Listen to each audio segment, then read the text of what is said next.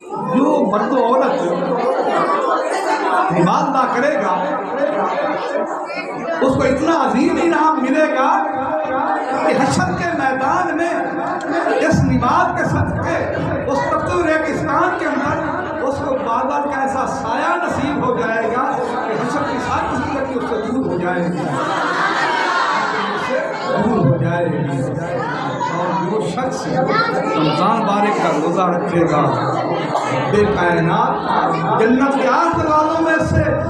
ایک اور بڑا بلند پایا دروازہ ہے جس کا نام ریان ہے، جو روزہ رکھے گا بے کائنات اس انسان کو باب ریان سے گزرنا نصیب فرما دے گا۔